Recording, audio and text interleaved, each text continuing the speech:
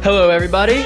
Welcome back to Liquid Future. Today, I'm very excited. Our guest is the one and only Santiago Siri. Santi has been working on liquid democracy for a number of years, number of related projects. Really lucky to have him. He's the founder of the Democracy Earth Foundation, which is backed by Combinator and a number of other really stellar organizations working on incorruptible liquid democracy powered by blockchain technologies for private communities and hopefully the world.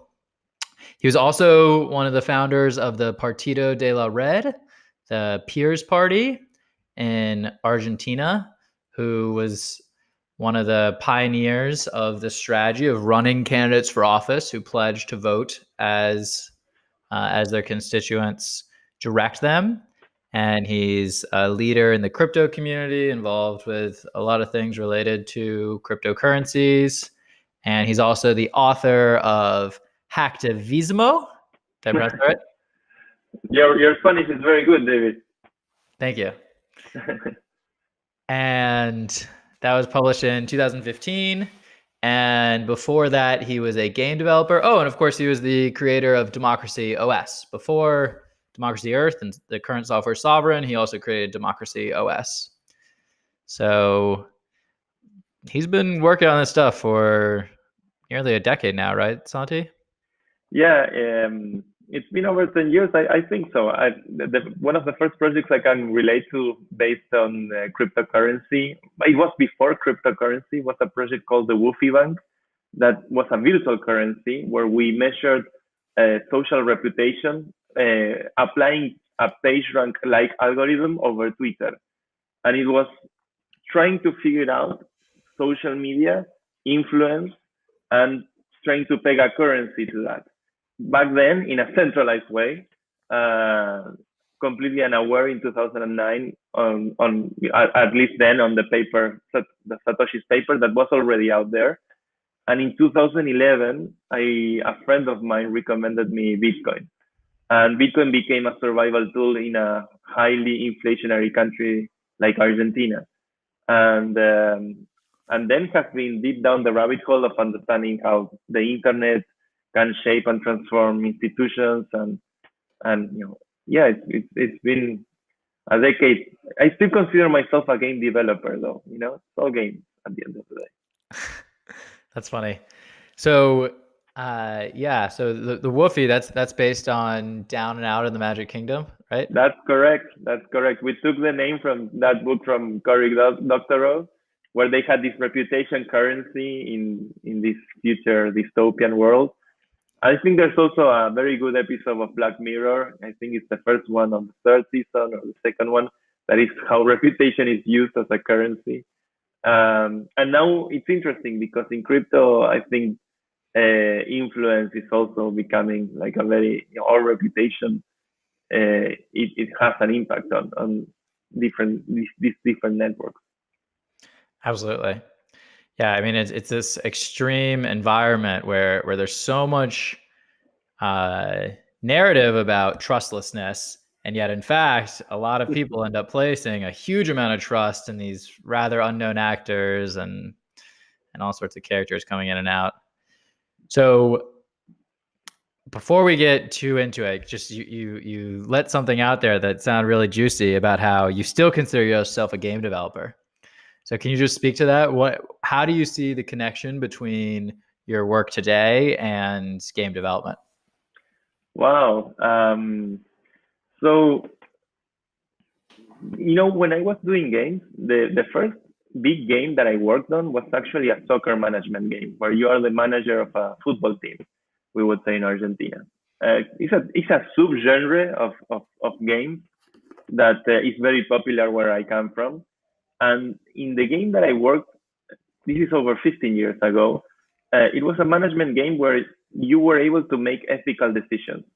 If you wanted to bribe the referee, you could bribe the referee. If you wanted to give doping to the players, you could give doping to the players.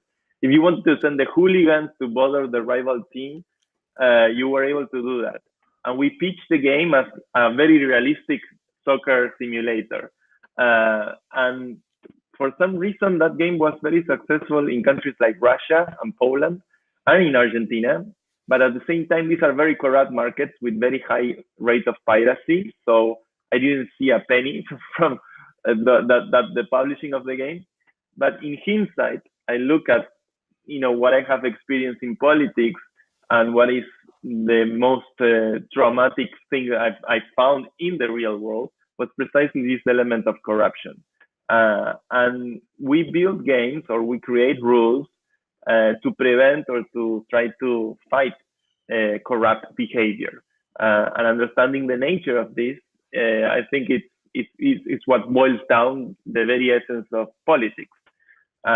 So right now, for example, in crypto, I think it's the weaponization of game theory. If you want to see what are the most successful smart contracts out there are very well outlined mechanisms of incentives that come from sound game theoretic economic design. And it's in that regard that games are a very serious thing. There's an essay from 1936 or something like that from a Dutch philosopher called Johan Huizinga that said that all of our institutional reality consists of games. The financial world is a game of scorekeeping. The political world is a theatrical play. And we build our institutions on willing to have this suspension of disbelief that happens when you enter this playful mindset or this ludic mindset. And so I think it's very much connected, this game development element that is becoming mainstream now, maybe because of crypto. So what brought you from full-time game development into the political arena? What was your catalyst there?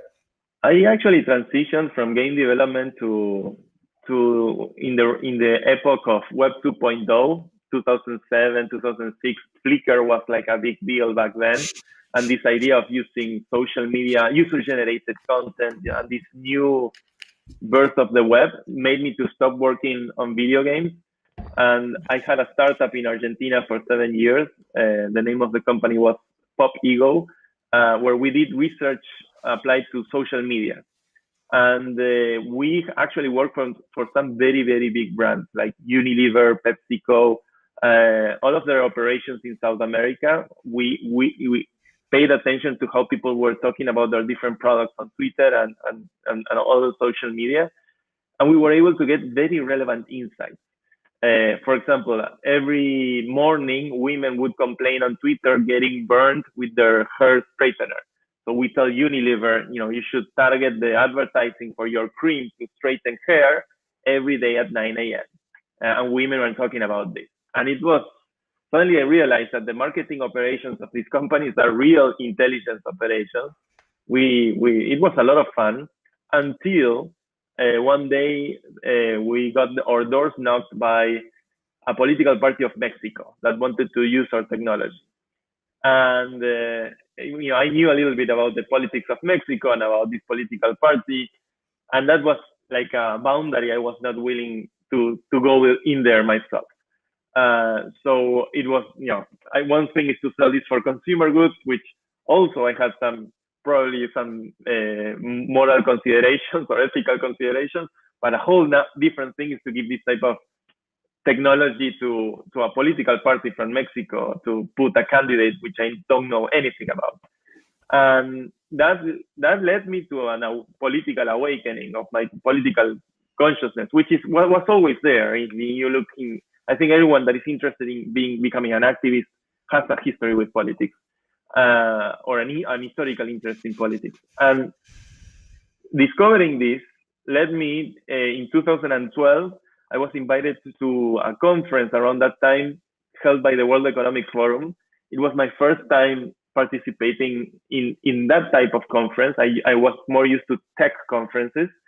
And that was a whole different thing because suddenly I was meeting the King of Spain or, I don't know, very powerful people, and made me reflect back on the idea of what the hell am I doing here? And if I am here and I have the opportunity to talk to these very influential people, maybe I can take this opportunity to create something in my country that can have a positive impact. And that led me to the transitioning into web developer to political activist and starting the political party in Argentina, and engaging. So it was a transition from game developer to Web 2.0 big data miner to then politics, and eventually crypto. Uh, and those these are different moments that you make choices about your career and where you want to take it. While I was doing games, I really liked the idea of doing games that could have an impact in society. There was a track in the Game Developers Conference that was the serious games track. And I remember that in that conference, I saw for the first time US Marines. And I thought they were doing cosplay, dressed as US Marines, until someone tells me these are real Marines. And they're real Marines because the most popular serious game out there is actually a game funded by the US Army called US Army. And it's used to recruit soldiers to send them to Iraq back then. So that's a very serious game. If you're doing a first person shooter to recruit soldiers to literally then send them to the battlefield, that's political as fuck. So I always wanted to do games that had an impact in society, games that are political. And so when I started the project of the political party, I always looked at that as like the US Army, transcending a little bit this magical circle, which is where games happen, and trying to think, well, let's actually use this technology to make a better society. Use digital technology to make a better society, not just games about a better society, not just play SimCity. And yeah, great question, man. You made me reflect back many years ago.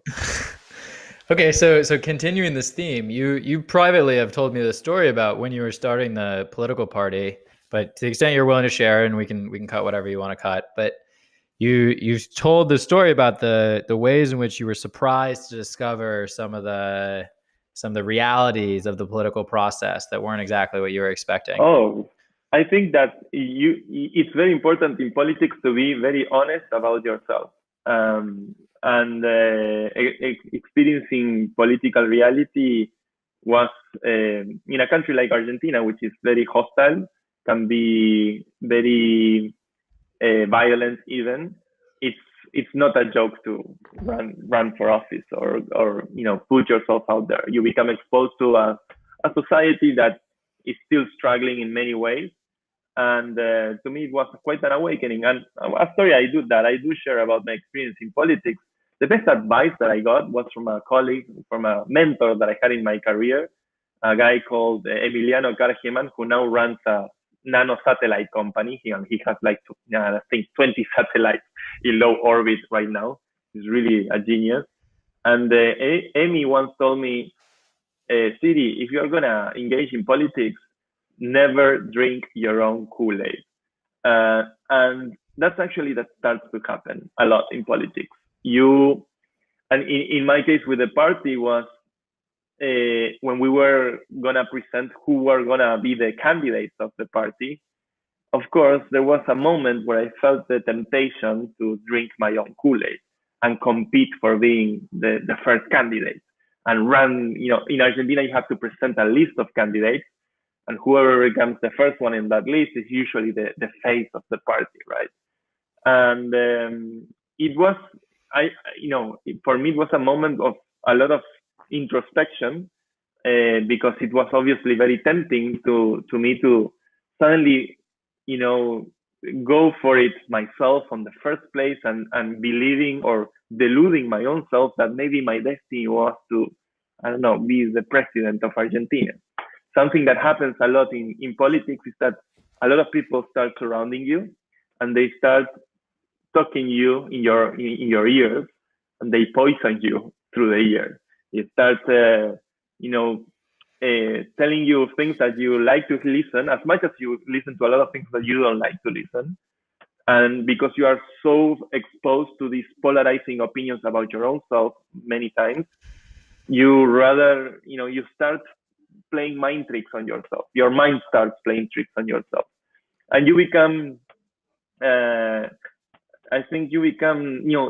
What makes a person corrupt are those little decisions that sometimes you don't realize that because you want power, you start making concessions that you shouldn't be making. And I was lucky enough, I think, in that process to be surrounded by people that were willing to bring me down to earth. I had an exorcism one night, which suddenly you click and you realize, no, I'm I shouldn't be running for office. I should be doing technology and understanding, where your contribution really matters. And I learned a lot. It was a whole process where at the beginning you see a lot of idealism, a lot of young people that are engaging with politics for the first time with a lot of hope. And then you also discover the dark side of that, where there's competition for power and betrayal and manipulation and even if it's something super small, because politics is a very tough. It takes a very special kind of personality to be willing to go through all that, and it's not for everyone, which I think makes a stronger case for why democracy is necessary. I think we need to find processes where citizenship can be executed in full and not just every 2 years, to prevent a system that creates these characters that we often see in television that are the famous, known as politicians. Yeah, the House of Cards character. Yeah, exactly. House of Cards. And so you firsthand came face to face with some corruption, right? There is. Yes, we ran for our first election in 2013, and we got 1% of the votes in that election. We needed 3% to get the candidate elected, but it was an incredible experience nonetheless, and put us on the map in relation to technology. So in 2015, we wanted to run again, but we didn't have the necessary signatures. So I started getting threats through different channels, nonstop, all the time, until I finally confronted this threat. It was a person that was driving me crazy, and I entered into a phone conversation with this person. I was actually back then in a different country. I thought it was safest to call from a different country for some reason. I was in France for a conference. And in my conversation with this person, he suggested me to pay a bribe to a judge, and that judge would give me the rights to a party. And he told me even, I think the quantity for the bribe, it was probably around 100,000 Argentine pesos or something like that. It wasn't much, but it was, scary to suddenly be asked that, to bribe a federal judge to be able to run for elections. What in the moment you are so in shock because this is a person that has been threatening you on social media, over the phone, and that it takes time to realize that you're in that situation. And when a couple of days later I was in a wedding and telling a friend that is in politics in Argentina, asking him about this conversation, he tells me, and he starts explaining me how the process was. And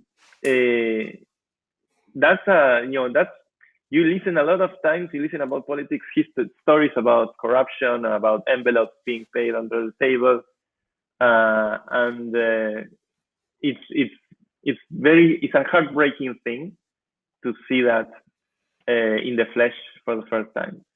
And that was, my reaction to that was, I do not like trying to change this system that works this way and justifies this kind of logic, that is willing to go through very extremely nasty behaviors. I researched this person later on, and I'm pretty convinced that he's related to the intelligence agency in Argentina, which completely depends from the judiciary power. And it's a well-known fact that in Argentina, it's a lot of fundamentally our entire espionage agency is dedicated to for internal spying between politicians, local domestic espionage, and suddenly finding out about all of that and how broken the system is makes me double down on blockchain, crypto, the internet, on building a new model that makes existing model obsolete, and thinking beyond post-nation states, and allowing people to cut ties with banks and governments, and embrace technologies that allow for better institutional possibilities because they are digital, they are censorship resistant, and I think this is the real promise of the internet. It's not just a cultural revolution; it's also an institutional one, and that's the one being written in the 21st century.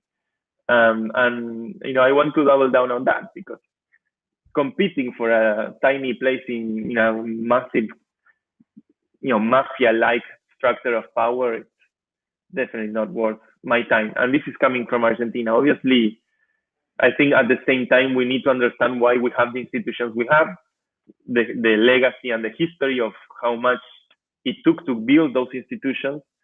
So I'm not in no sense someone that wants to go against that.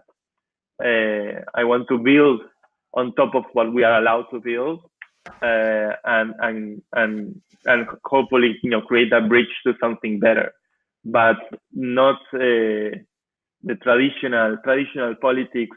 Holy shit! It was so tough on the psychological side of the personal experience. Also, it was the only time in my life I had panic attacks, and I discovered the depth of how psychology, how you need to have a very strong mind to engage in something like that. Yeah.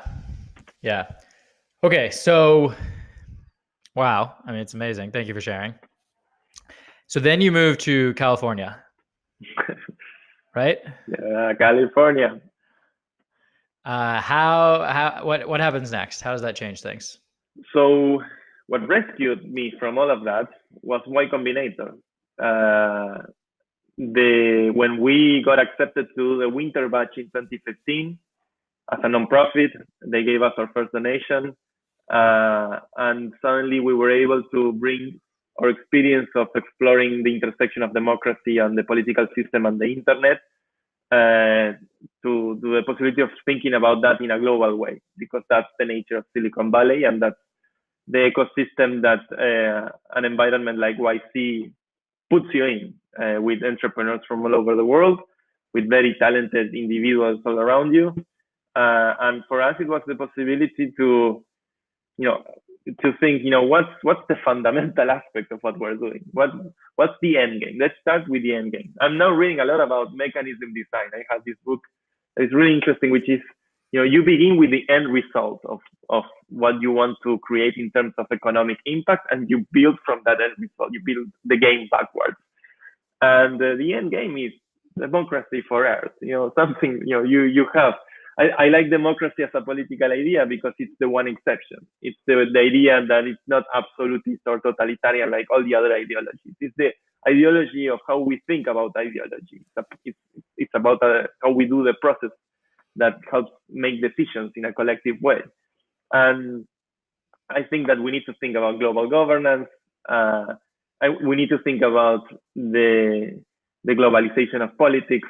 Definitely we already have globalization of finance.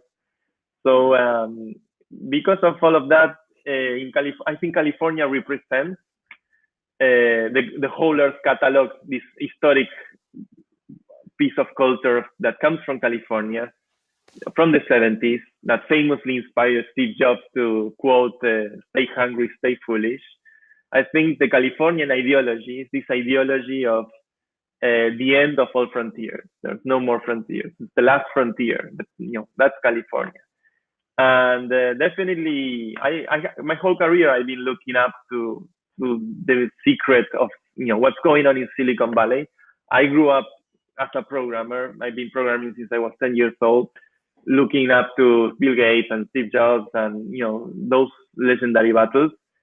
So we, in 2015, thanks to YC, we were able to establish ourselves here. The most incredible thing that happened to me in YC is becoming a parent with my wife and my co-founder in all of this. We had our daughter Roma, so that was also a whole new surprise, a new chapter in life, and that brings a lot of perspective. But it was. I lived there for 2 years. I love the Californian ideology, the vibe of San Francisco, the ability to have uber capitalists from Silicon Valley and Sand Hill Road collaborate with extreme anarchists from Berkeley, and the diversity of ideologies that you see clashing and collaborating surprisingly there. And I like that environment to start working on this idea of democracy art. We have been focusing research on blockchain and voting, whatever that means in its different shapes and forms, because we see blockchain technology as a pillar for creating new institutional realities, and political transactions, which is voting, which is understanding also identity in the space, is, I think, something that can be very much disrupted by the nature of the internet and these networks. So in the last 4 years I've been working on this. In the last 2, I changed coast to New York, which is a whole different thing, but also a great complement in America to San Francisco. Like the difference between the 2 coasts, which now I feel I have a more equilibrated view, is these are 2 extraordinary cities, and because I think they belong to Earth more than to the USA, because they're extremely cosmopolitan, and I was able to meet activists, developers, political scientists, economists from all over the world that are as obsessed as I find myself being on understanding democracy and what's next with all of this. Wow. I mean, again, thank you. So where to even begin? There's so much to unpack in so little time. Okay, so let's just cut to the chase. What is the vision and goal and next steps of Democracy Earth Foundation? So after many years of trying different experiments, implementing democracies over the internet in centralized and decentralized ways, with Bitcoin or with Ethereum or with Blockstack or other protocols, in different models like participatory budgeting, liquid democracy, quadratic voting, which is something that we are piloting right now, and with different types of environments, working like at the national level. We did the Colombian referendum in 2016, a shadow referendum online. We did liquid democracy research with Google, which we work for the think tank of Google called Jigsaw. They're part of Alphabet, and eventually they sent me to implement democracies in universities in Iraq. So I felt I was working by proxy with the CIA, which is what's really interesting. And then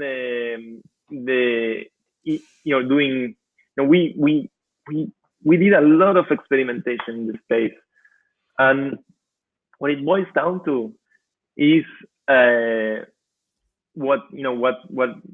we are putting our energy right now is on this idea that I think Vitalik Buterin worded very well, formalizing humans over decentralized networks. And that's a very touchy or tricky subject, because if you put full identities in decentralized networks, that's a recipe for totalitarian oppression, because you can coerce someone by exposing immutable data about that someone. So the real challenge that we see forward, and because we have found different ways of exploiting digital elections that we have been working on, is to have a consensus mechanism that can help signal over decentralized networks, one human, one node, to create a protocol where it's not about signaling your full identity, it's just signaling that you are a living individual of human capacity on Earth. And we are working on that with support from some organizations that are funding our research on trying to create this protocol. We are building smart contracts on top of Ethereum to test the assumptions of this protocol. We have, for the past 4 years, been building our application, our democracy application called Sovereign, which is an open source project. Our emphasis is put, if you look at crypto right now, every single governance mechanism is proof of stake or one coin, one vote. And one coin, one vote, plutocracy. In 90%, 97% of the cases, it's not necessary to go for a vote if it's plutocratic. And there's a reason why corporations have CEOs, and the CEOs make the decisions. There's no point in making democratic corporations. So whoever has more economic power, the best way of doing decisions is put a CEO, and put a dictator, and the dictator will take care of it. And that makes a lot of sense in many different contexts, like capitalist creation. That's probably a much more effective way to achieve success. But if these technologies are going to face society, we need decision mechanisms that can put accountability on the members of that society. So we really need to understand how to do identity in these networks. What makes Facebook the lead disruptor of democracies, legacy democracies everywhere in the world, is the fact that they are the best ones at formalizing humans in a centralized way. So the challenges of formalizing humans in a decentralized way is to prevent creating yet another Facebook or an Orwellian divide. So in that respect, we have different lines of research that have to do to understand what enemy we're fighting against. We're fighting against bots or artificial intelligence. We're fighting against civils or humans that hold many identities in the network. We're fighting against bribes and money corrupting the decision-making process. So a protocol able to work in this direction has to be able to address the economic issue, has to be able to resist bribing through the use of lotteries or randomization, has to be able to prevent civils through the use of reputation, and has to be able to resist artificial intelligence through the use of attention or Turing test or something that makes us sure that we're interacting with another human being. What I have a clear picture about is that I know the building blocks, or I have a very good gut feeling about these building blocks. The next step is figuring out how to work with them. And I think this is a much greater debate that is happening in crypto as a whole, as it's debating governance itself. And it's interesting to watch the conversations happening with Ethereum or EOS or all of the different projects that are out there. In our case, we are right now responsible for the governance of Blockstack, where every month they put $100,000 in rewards to developers. And it's really interesting to learn from that process, because you see the players playing, and you have to design games that can resist or that can keep those players honest. And that's the challenge of governance. God, I want to just talk for hours. Is that an option? Yeah, I mean, oh wow, I didn't realize the time. Time's flying. The reason is because I haven't had lunch, but I am enjoying the conversation. I was planning to have lunch at 4. Let's schedule another one. No. I'm happy to keep talking. I can go with the momentum. I will have a late lunch, dinner, I guess. Okay. So where to begin exactly? So, do you feel like you have hit upon a solid strategy for doing decentralized, Sybil resistant, generative algorithm resistant identification? No, I really don't think that I'm anywhere close to that. But it's the one thing that I try to think about every day. And I'm taking as much input as I can from every other technologies that is building in the same space, every other economist. There are very interesting ideas. Sometimes I find someone that has a solution very similar along the lines of what I've been thinking on completely disconnected from that person. And when you suddenly find that that person comes to with a similar idea, those are interesting validations where you realize, okay, I have to collaborate with this person. We need to start exchanging notes. This recently happened to me in Radical Exchange in the event held in Detroit. There was this Russian researcher, Sergey, who approached me with his idea of using Turing tests to create a protocol that can be resistant to civils. And he figured a way of doing these Turing tests in a way that are non-semantic or non-based on words. So they are scalable to the whole world and that are really very good at resisting AI. And it's really interesting because on our end, we've been talking about Turing impossible proofs. That's like the conversation starter we found to talk about the needs of, if you're going to do a protocol for democracy, you should do it for society. That means that you should design around humans, not around machines. Bitcoin designs around machines because it's one CPU, one vote. Let's figure out how to do one human, one node. To really acknowledge a human in a digital space, you need to use Turing tests or CAPTCHAs or call it whatever way you want them. But these CAPTCHAs cannot be captured by machine learning. And this guy comes out of nowhere in this great conference in Detroit with a whole paper written about it, and it's fantastic because this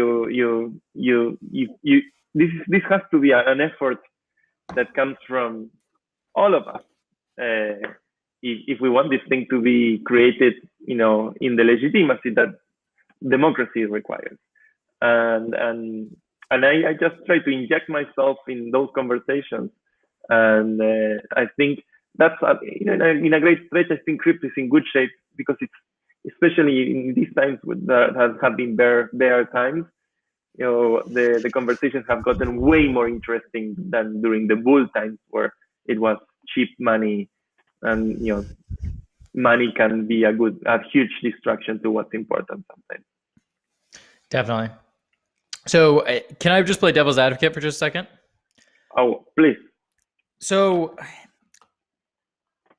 if we agree that having these tools to create much more accessible democracy and to create much more choice and representation and as you put it, to grant citizens full citizenship instead of just once every few years, that in itself is a valuable thing, wouldn't it be, what's the downside to approaching like a Estonia style model where we do have a central identity provider? In Estonia, they all get their national ID cards with a cryptographic key on it, and still allowing people to reach consensus and having just the identity piece use this trusted process that has audits and has things like that.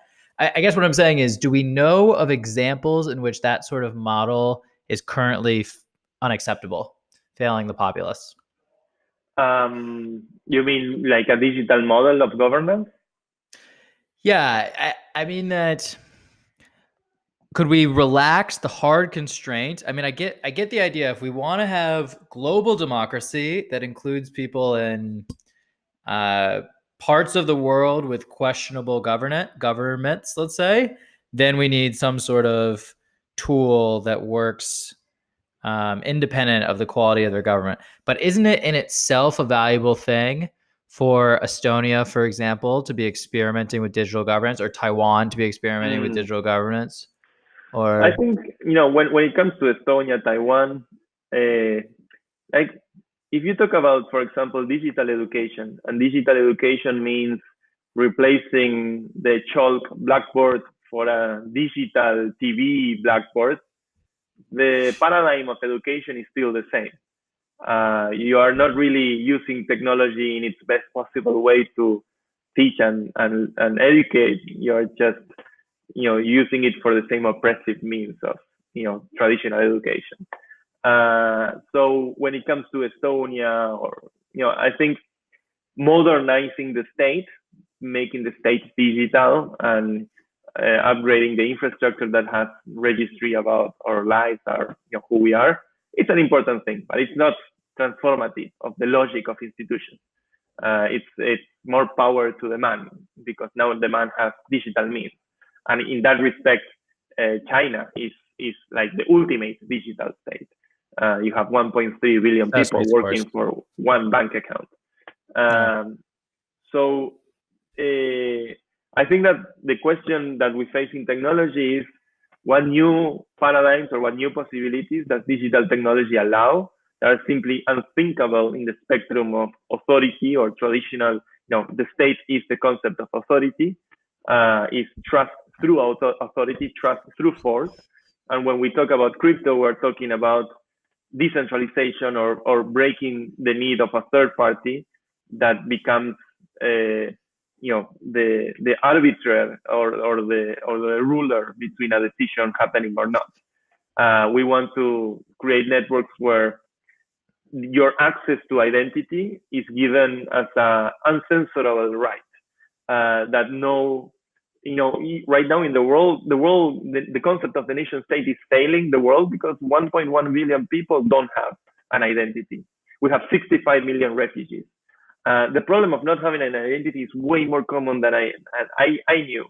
In Argentina, in my own country, I realized when I talked with organizations that deal with the working class, trying to support and help them, that 10 to 15% of the people that belong to these organizations don't have an identity because their family never registered them on the state, or their parents die, so we need to do technologies that don't require for Big Brother, but you just the ubiquity of connectivity is a thing that is happening.